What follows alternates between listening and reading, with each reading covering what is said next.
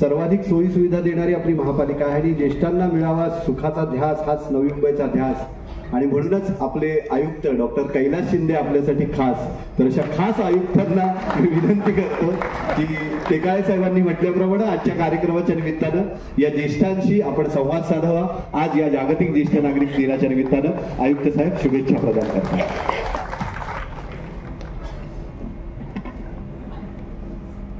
सर्वांना खूप खूप नमस्कार. आणि मी सर्वप्रथम आज जो आपण ज्येष्ठ नागरिक दिन आहे, सर्व माझे वडीलधारी जी मंडळी आहेत, माझ्या मातृपितृ समान आपण सगळे आहात, सर्वांना मी वंदन करतो. आपल्याला खूप खूप शुभेच्छा देतो. एवढं मला वाटतं की आज दोघे जण माझ्या अगोदर बोलून गेलेत आणि त्यांनी मला असं एवढं याच्यामध्ये पकडून ठेवलेलं आहे की भावनिक तर पकडलेला आहे, तो एक भाग झाला.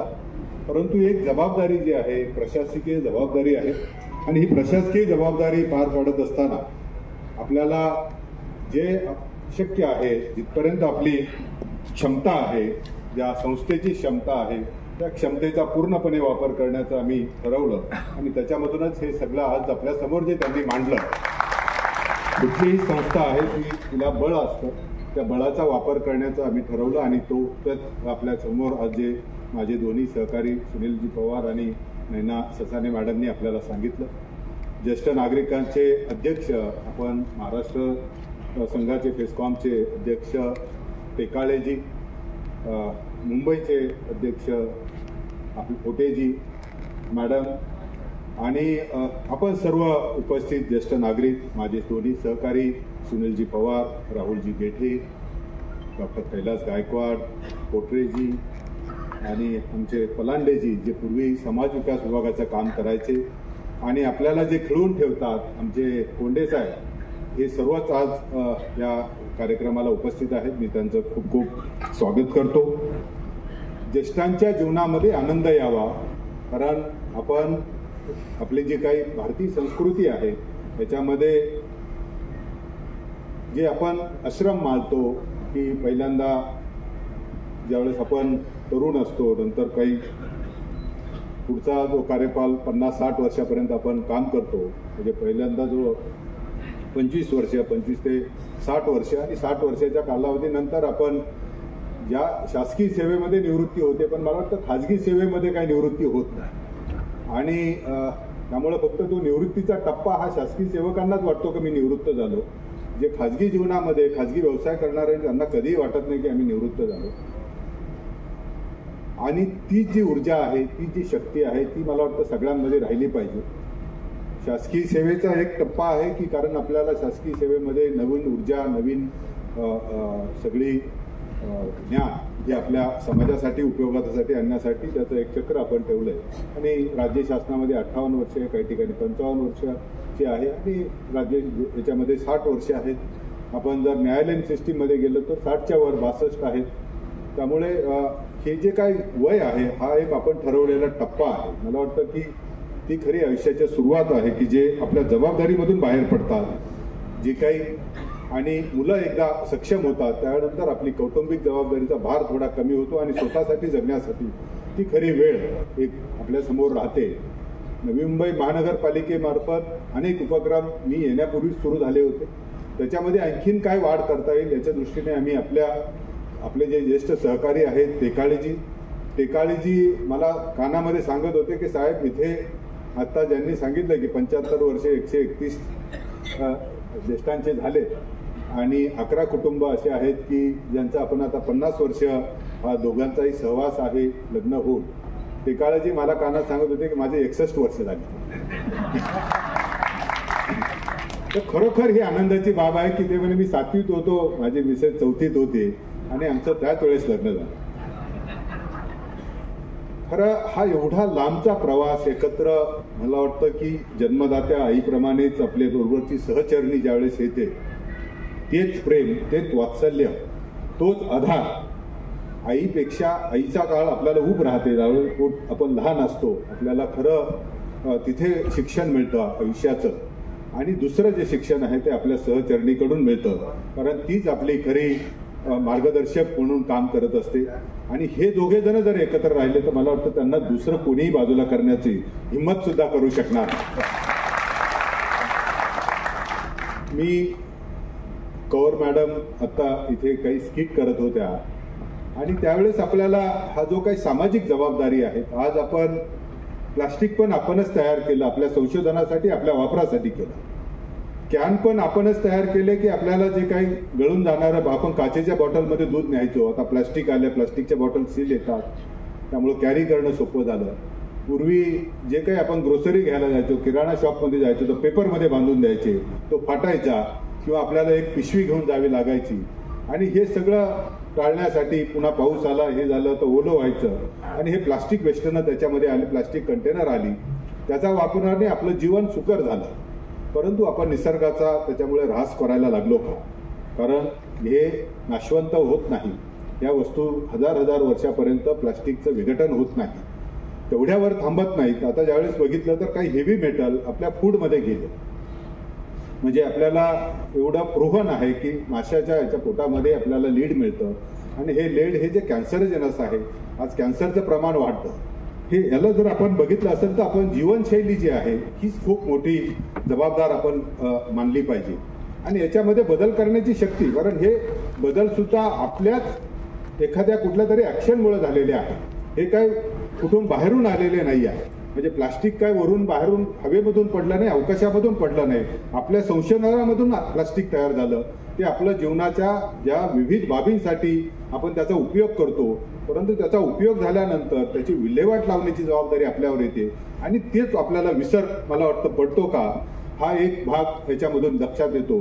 आणि मला आपल्याकडून खूप खूप अपेक्षा आहे. आपला जो ज्ञानाचं मोठं भंडार आहे, हे भंडार आपण समाजामध्ये जर वापरलं तर निश्चितपणे याच्यामध्ये आपण मोठा बदल करू शकतो. आपल्याला वाटतं की एवढे शहर आहे, ह्या शहरामध्ये 140 कोटी लोकांमध्ये बदल करू शकण्याची क्षमता आहे का? पण आपण नेहमी म्हणतो की बदल करण्यासाठी खूप लोक लागत नाही. ज्यावेळेस पेनिसिलिनचं संशोधन झालं आणि त्या एकाच व्यक्तीने केलं, पण आज सगळ्या जगासाठी जो पेनिसिलिनमुळे जे बॅक्टेरियाचा जो काही आपल्याला जे आजार होत होते, आजही पेनिसिलिन हा बेस असलेलेच आणि अँटीबायोटिक त्याच्यापासून मोठ्या प्रमाणात तयार होतात. त्याचे अनेक व्हर्जन आज तयार झाले, पण बेसिक जो आहे तो पेनिसिलिनचा तो आपल्याला त्याच्यापासून येतो. त्यामुळं कुणीतरी एक बदल करणारा जरी असला तरी आपल्याला खूप मोठा आधार या समाजाला होईल आणि आपण ती दिशा दाखवावी एक अपेक्षा आहे. ज्येष्ठांसाठी आपण अनेक उपक्रम करत असताना एक लक्षात माझ्या आलं की फौजा सिंग ज्यावेळेस आपण म्हणतो की 100 वर्ष झाले तरी पळत होते, धावत होते आणि मग कुठेतरी मनाने थकतो का आपण, हाही एक विचार केला पाहिजे.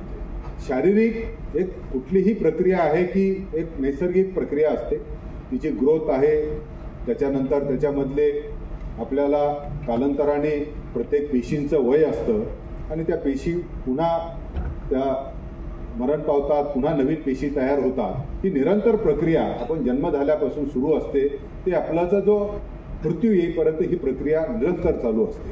हिला सक्षम ठेवण्याची यंत्रणा म्हणजे व्यायाम आहे. हा व्यायाम शारीरिक व्यायाम आहे, मानसिक व्यायाम आहे, बौद्धिक आपल्याला आहे आणि भावनिक सुद्धा, कारण आज भावना फार महत्वाच्या आहेत आणि ह्या भावनांच्या मुळेच बऱ्याच जणांचा मला वाटतं आपण तो जो जाण्याचा भाग आहे समाजामध्ये तो एक कमी होतो आणि ह्या भावना चांगल्या राहिल्या पाहिजे, भावनिक स्वास्थ्य चांगलं राहिलं पाहिजे. आपण म्हणजे ज्यावेळेस इमोशनल कोइफिशियंटची ज्यावेळेस गोष्ट येते त्यावेळेस इंटेलिजंट कोइफिशियंटपेक्षा इमोशनल कोइफिशियंट हाही जीवनामध्ये खूप महत्वाचा आहे. तो आपल्या शिक्षणामध्ये आपल्याला मिळत नाही लहानपणी ज्यावेळेस आपण शिकत असताना, परंतु एकत्र कुटुंब पद्धतीमध्ये हा इमोशनल कोइफिशियंट ऑटोमॅटिक येऊन जायचा. या ज्या न्यूक्लिअर फॅमिली सिस्टममध्ये जास्त सहवास फॅमिलीमधले एकमेकांचे देवाणघेवाण विचारांची होत नाही आणि ऑटोमॅटिकली तो इमोशनल कोइफिशियंट कुठे कमी होतो का? तो इमोशनल कोइफिशियंटच आज आपल्याला जगण्यासाठी प्रेरणा देत असतो. कारण आधार हा जो काय आहे हा सगळ्यांसाठी कुणीतरी भावनेचाच आधार असतो, शब्दांचाच आधार असतो. कारण स्वतःलाच चालायचं आहे, स्वतःलाच जेवण करायचं आहे, स्वतःलाच बाकीच्या सर्व प्रक्रिया क्रिया आपल्याला स्वतः करायच्या असतात. परंतु आपल्यासमोर जर कोणी उभा राहिलेलं असलं तरी तो खूप मोठा आधार आपल्याला नेहमी राहतो मला वाटतं की तो आधार देण्याचं काम आम्ही महानगरपालिका म्हणून करण्याचा निश्चितपणे प्रयत्न करू, एवढंच मी या निमित्ताने आपल्याला सांगतो. येणारा उद्याचा दसऱ्याच्या मी खूप खूप आपल्याला शुभेच्छा देतो. आपण नेहमी भेटत राहावं. आम्ही आपल्यासाठी भेटण्याच्या ज्या वेळा आहेत त्याच्यामध्ये काही असेल तर आपण निश्चितपणे आमच्यापर्यंत पोहोचा. आमचे जे अधिकारी आहेत, वार्ड ऑफिसर आहेत, माझे सहकारी उपायुक्त आहेत, ॲडिशनल कमिशनर्स आहेत, हे आपल्या मदतीसाठी आम्ही निश्चितपणे तिथे राहू.